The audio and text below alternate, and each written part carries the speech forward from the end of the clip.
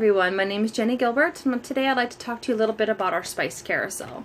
This is probably one of my favorite products because it's one of the most expensive, and not the product itself. It's what we put inside of our containers. Those little 4 to 6 ounce jars that cost us anywhere between $3 to $8. To me, that's a lot of money, and I don't want those to go to waste.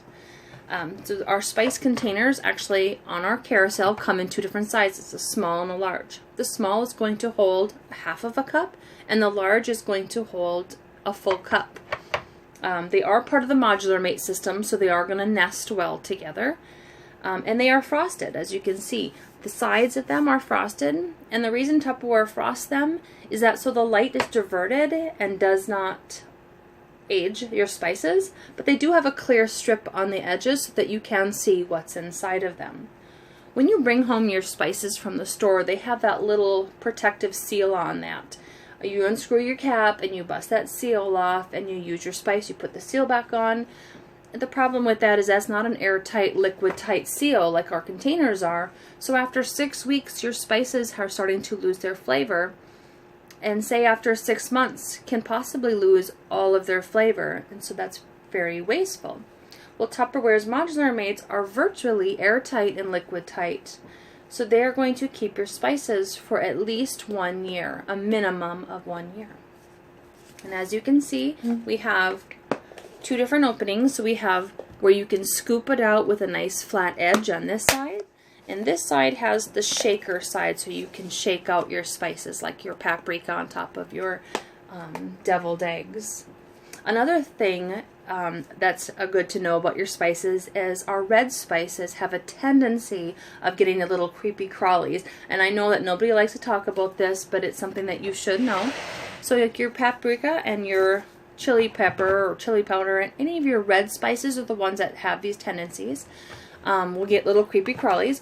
So you can't just go up and you can't say, well, I'm going to go home and I'm going to look at mine. What happens is those little creepy crawlies will actually mimic your spice. So what you want to do is you want to put out on a counter a sheet of wax paper or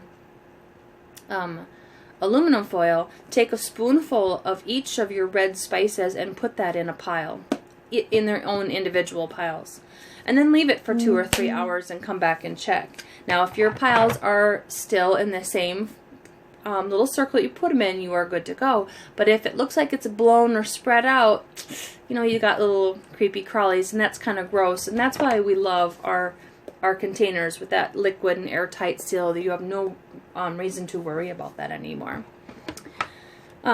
So another thing that I encourage you to do is if you live in a town that has a grocery store with a bulk section, I encourage you to go ahead and purchase yours in bulk, because once you buy your spices in those spice containers, there's no reason to have to do that anymore. Now you can go to the bulk section and you should be able to refill your entire spice rack for less than $10.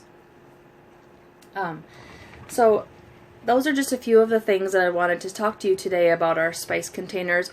And one other thing, you're definitely going to want to label them. So on your clear side, this clear side, what I have done with a lot of mine was, before I got my label maker, is I took the actual label from the original spice container, and I cut it out and I just taped it on. You can take a marker and you can write on the side as well. Over time that will come off, but you can get a pretty cheap label maker at Walmart, on Amazon, for a reasonable price, and you can label your spices. So if you have any questions, just send me a message and I would love to help you. Thank you.